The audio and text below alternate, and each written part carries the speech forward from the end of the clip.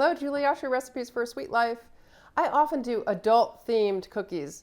Not adult-themed in that sense, but ones intended more for grown-ups. Today I'm going to do something intended for baby. We're going to do 3D baby rattle cookies, and they're particularly cool because they're filled with little candies, so that when you crack them open, the color of the candy, either pink or blue, will be a gender reveal. So great for a baby shower where you want to surprise the hostess as to what the gender of the baby will be. This project is a 6 to 5 cookie project. What you'll need are 2 small hemisphere shaped cookies. I've got a whole video on how to shape and dip these cookies. I'm going to talk a little bit about shaping here, but the dipping, I'm going to refer you off to that video. Now, as an aside, the handle of the rattle can be mounted in different ways. It can be mounted through the bottom, as in the case of this rattle, where there's a top-facing decoration. The handle's mounted between the 2 hemispheres, or it's a side-facing design. So the handle actually mounts through a hole in the bottom of the bottom hemisphere. So depending on whether you're going to design have a rattle that looks more like this with the design from the side, or one with more of a top-facing ornament on top, you may or may not want to cut the hole in the bottom of the second hemisphere. And you would do that before baking. Cut a small hole with a 1/4 inch pastry tip, then bake it, and then pop it off the mold. You'll need 2 hemisphere pieces, either with hole or without on one of them. And then 2 teardrop shaped pieces. These are already decorated. These are going to be a little bauble at the end of the handle. And 1 or 2 optional molded bow cookies. These are embossed cookie dough that's been tinted. There's no icing on them. They're baked in silicone molds. This is the actual mold I used to create them. I have a whole nother video that's going to talk about how to do that.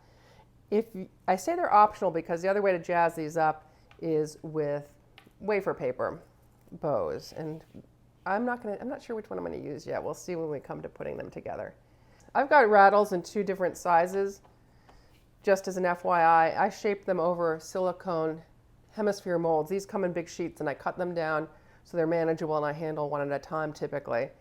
This size is about, let's see, I think it's about 2 inches across, 2.25 inches across, and that created the really big rattle. I thought that was a little too big. It's actually this small one that was used to create the dome of this size. Hard to believe, but by the time you dip it, it actually looks a lot bigger.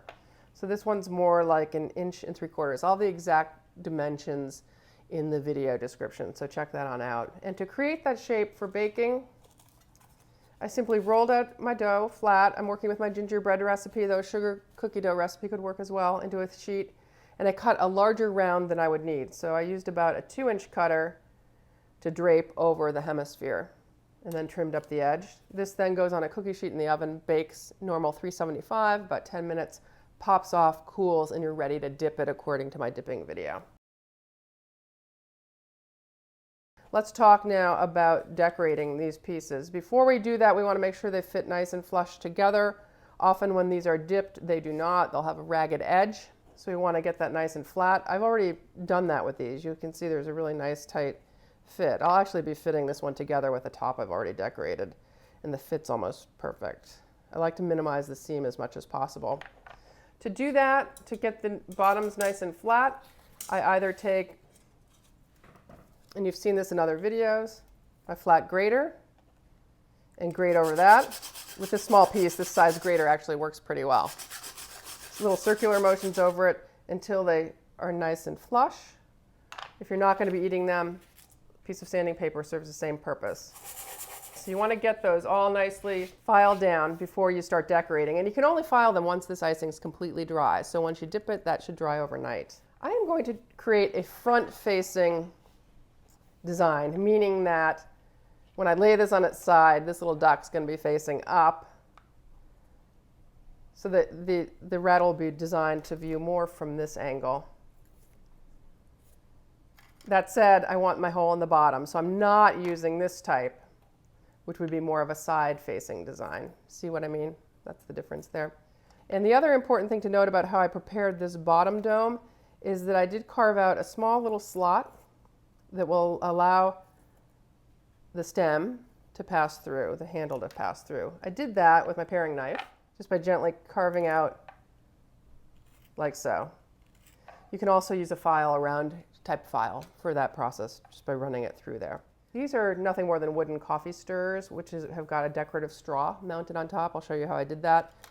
And they work well for the side application, the one I'm going to do. You can also use a lollipop stick covered with a straw, and they tend to work a little bit better. They tend to fit this 1/4" hole a little bit better than the flat wood sticks. So you've got a couple of different options as to what you choose there. So let's get to decorating. I'm just going to basically replicate this pattern here, which involves 2 different types of applique work. You saw a lot of applique work in my mosaic box videos that I did recently, and here it's pretty much a continuation of the same thing. You could decorate these rounds in any which way. You could pipe on them directly, you could paint on them, but I'm kind of on this mosaic kick, so we're just going to continue with that. This involves a fondant applique, which was stamped. That's why I got the duck pattern on there. And then these little blue pieces are royal icing transfers that I stuck down. Let's start with getting the big pieces down. I always start with the big pieces, and that would be the fondant applique. I did this in great detail also in my mosaic video, so I'm going to go a little bit more quickly here. I've stamped on fondant, and I've got 2 that I've stamped already. I'm just going to show you how I do it one more time. I'm using nothing more than normal liquid gel food coloring. This is what I color my royal icing with. You can use either a felt or a foam pad. I tend to prefer a foam pad, but I just have a felt pad here for my blue color. It will work. It just tends to dry out more quickly than the foam pads. Ink my stamp, and then press it into rolled fondant. I've rolled this fondant out to number 3 setting on my pasta machine, which is about 1/8 of an inch thick. Whoops. It stuck a little bit to the surface and picked up the fondant. We don't like that, so let's try that again. Get a little more ink on it. It may have been not quite, or I may have pressed too hard. That might be another reason for it. There we go. That's a nicer imprint. So simply ink the stamp, press it into the fondant. It gives a little embossed effect too, because the fondant's somewhat soft when I do this. I want the fondant soft and pliable at this stage because it needs to shape to fit the contour of that dome. And I'm just going to cut around it with my cutter that I used to cut that shape. It's about, I'd say, 1.5 inches across, maybe a little bit less. And again, I'll have the exact measurements in the video description or on my website. We're going to center that. We're going to stick that down. You don't need to throw this out. You could ball this up, knead the blue coloring through, and end up with a light blue fondant, which you can use for another use. So mind you, don't waste that. Okay, to get fondant appliques on, I work with corn syrup because it's less likely to show up as a lumpy bump underneath this thin applique. So for thin fondant appliques, sheets of fondant applied to cookie surfaces, I always paint on a little corn syrup for glue. Now my bottom's here, that's where the hole is, so I want to make sure my duck is facing, is upright relative to the bottom. So when you hold this up, the duck is facing up. I'm just going to look over the top, make sure he's centered nicely, and then gently pat down the sides. I'm avoiding, you see the fondant's still pliable. If I let it dry too much for longer, it would crack and be hard to get around that nicely. Next step, while the fondant is still moist, is to apply the blue royal icing transfers. And for those, I do like to work with my thick royal icing glue because the thicker the icing is, the faster it will set and the more securely these heavier, bulkier pieces will lie. These are nothing more than simple round baby blue transfers. I'm going to pour them out so I can see their sizes a little more clearly. And we're going to put those around the outer edge here, choosing ones that are roughly the same size. I have a whole other video that talks about how I size these and pipe them, so do check that on out. I like to apply these while the fondant is still wet because then I have, or moist, it's not wet, it's damp, because then if I want to press them into the fondant a little bit to even out something that might not be so evenly spaced. If there's a little, actually if there's like a little piece of fondant sticking out, I can press the bead into it ever so slightly and then just make it look a little more neat. So just a dab of royal icing is really all that's needed because you don't want it as you press it in to squish on out. If it does, make sure you have your handy trussing needle around to pick out any icing that squishes forward to clean any up. Now here's the other beauty. I like to do these all at once and not do some and come back and then finish them off, because by that time these will all have set in place. And if you find when you come to the end the last bead doesn't fit perfectly, which this one happens to do, if these are still, if the icing's still somewhat loose, you can move these around a little bit. You know, you have some latitude to move them around a little bit until you get the exact fit that you want. Okay, the next step, and I'm keeping this pretty simple, is just to add the yellow royal icing dots to clean up this inner edge of the fondant applique, and also to add a little texture and detail underneath the blue transfers. And here I'm using my royal icing of beadwork consistency. It's relatively loose, forms a nice round bead on its own without leaving a peak. If it leaves a peak, it's too thick.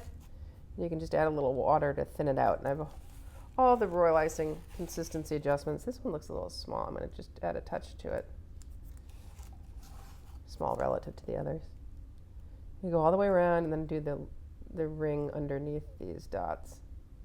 And then we'll set it aside to dry. I want it to dry completely so that these beads don't smush when I do the assembly work.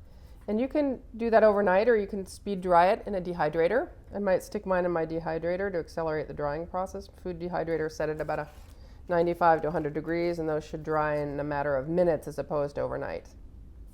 Now for these beads on the side, I do think I'm going to elevate this just because I can get a better sense of the position if I'm have more of a sideways view on it. Again, just placing one every other blue transfer. No hard and fast way to design these. You'll see the rattles that I've already done, the three in front of me, are all different designs, but they basically all involve stamped fondant appliques and royal icing transfers. And if you didn't want to do that, you could paint them, pipe directly on them like I'm doing now, and put no transfers on them. But the beauty of these transfers is I can pipe really big rounds and shapes on the side with relative ease, and I have the ability to move them around because they're dry, whereas if I make a mistake piping as I'm doing now, it's much harder to correct it. And it's more possible, I think, to make mistakes on these rounded shapes than it is on a flat cookie.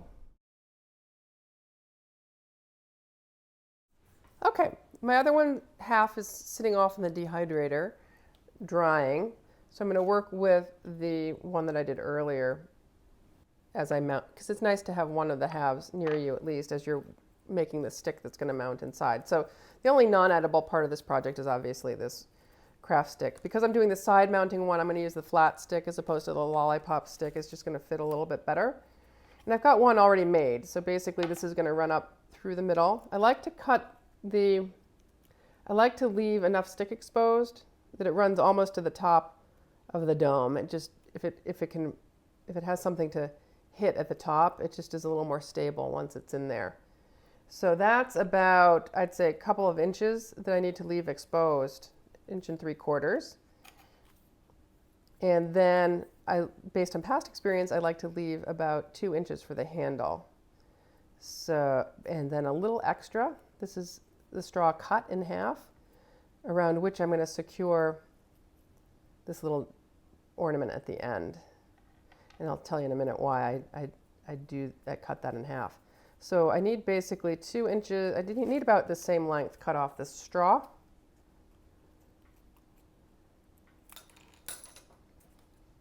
And I'm going to cut up the side here.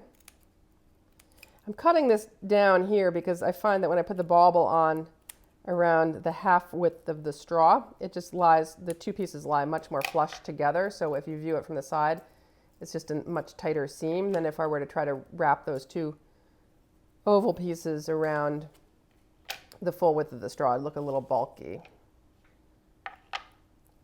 So I cut that down. I'm just going to flatten it a little bit. And then the length of the stick I need only goes to here. So let's also cut that and break it. Took a little trial and error to figure out the exact length that I wanted. And so I'll run the stick all the way up through the handle, so the handle is really secure, but the bauble will just be glued around this single width of straw. Now I want to glue that in there so it doesn't move around. And to do that, I take my thick white icing again. Let's make sure it's coming out of here. And I pump it into the straw from both sides. I like to do this in advance and give it a little bit of drying time, which is why I pre-made some of these. I'll work with those, but I just want to show you how I put this together. So I'm going to pump a lot of icing in both sides. And then just work the stick on through till it just comes out the bottom here. Clean up the edge and then set that aside to dry, and we'd be ready to mount the two pieces of the rattle together. But we're going to work with the one I've already done. You can see it's dried, and so I can no longer move the straw off, and that's kind of handy. Okay, so now we're ready to fill. I hope I've given my globe enough drying time. Here's the top piece we just did. In fact, I might put that up because he may not be completely dry. So I do like to work on bubble wrap for this part of the process, and on a piece of cardboard. Bubble wrap so I don't mar any of the decorations that are going to be flipped face down. And on cardboard so that there's some support for this stem, and I can move this around if it needs to dry. So about that gender reveal, we want to fill it with candies, and I think this is going to be a boy baby, so we're going to put a few blue M&Ms in here before we put it all together. I don't put too many in because I don't want this to like just to be top heavy and fall completely apart. So just a few is plenty. And now we'll take our white glue again, and I am going to apply it kind of liberally to the flat side here. Typically I will mark the top and the bottom. I'm going to mark the bottom here. I just want to make sure. The bottom is where the feet or the bottom of the duck is, so that he looks upright from that view as well. And then I want to make sure I've got a little bit of glue underneath this stick as well as on the top.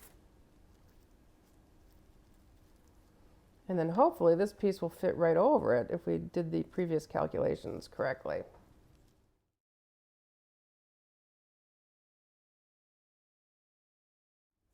Now one thing I'm going to do is just prop it up with a little bit of paper towel while it dries so that it's not weight bearing on the end of that stick, because that tends to push the stick up in a weird direction. So I'll take a little bit of paper towel and just prop it up. I just want to put a simple row of dots along the edge. You could also trim them out in various ways.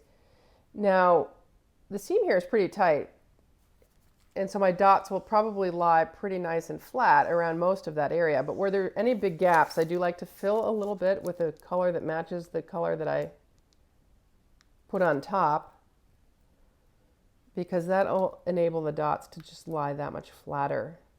So that area was a little bit open. I'm just putting a little icing in, trying to keep it off the top there. It's not quite the right shade. And where I have any other big gaps, I have a lot on this side. See, I'm going to fill that whole area. So I'm pumping it in, but then I'm also just spreading it flat with my fingertip. Now I'm going to go ahead and put the dots on. And for that, I think I'm going to turn to blue, just so it contrasts the pink. So I've got blue icing of beadwork consistency. And I might make these dots a little bit bigger than the yellow ones, because I've got a decent seam to fill out.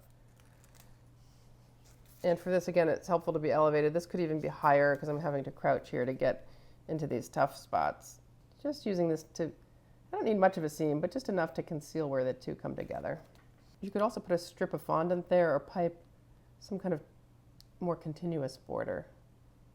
But dots are super easy to get up on the side of these curved pieces. Now, as I go around, the only tricky thing is, see how he's kind of leaning up that way, which allows me access to pipe? I need to kind of tilt it the other way without smushing the dots that I just piped. So I've got to be super careful that it doesn't roll. This is a step you could do in stages. Let the one side dry a little bit first before you did the whole thing, if you're worried about it tipping. So this will also look good, not only from the front, but from the sides, because we've got this nice little seam on it. Okay, now I am done with that, and I'm ready to mount the bauble on the bottom and put a finishing bow right there. Okay, so I've actually put this down more under eye level because it's now more helpful for me to be viewing this from above. You see I changed positions of what I'm working on quite a lot to give myself the best vantage point.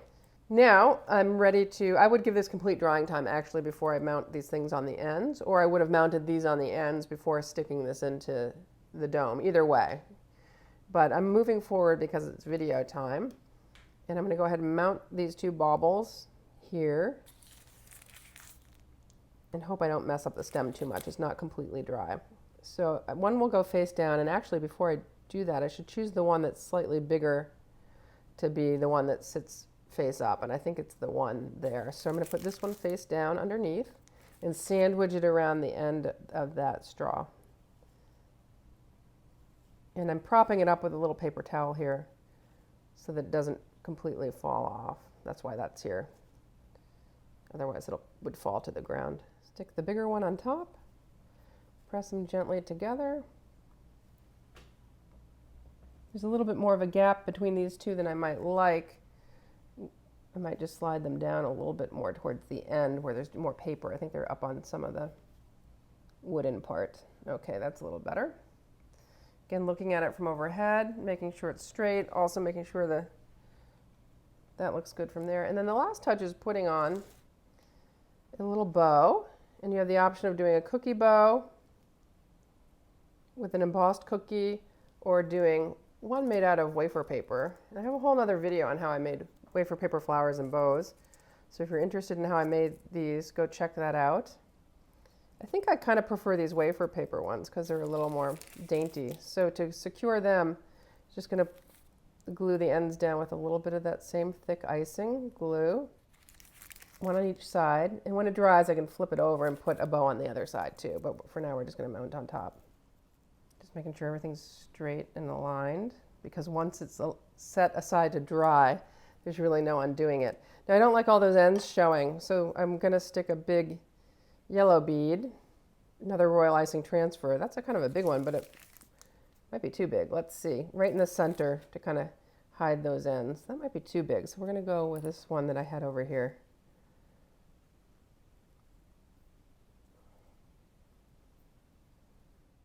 Okay, so that finishes it off quite nicely. Once you've got all the elements put together, I'd let it dry completely before attempting to lift it up or attempting to turn it over to put ribbon on the back side. But once it's dried several hours overnight, then you can lift it up by the stem where the wood part is. I'd never lift up by the bottom part because those are still fragile. Shake it and hear the candy inside.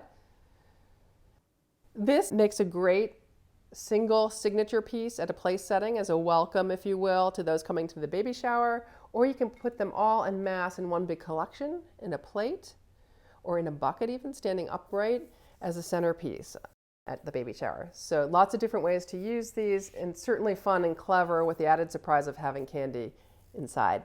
Till next video, live sweetly.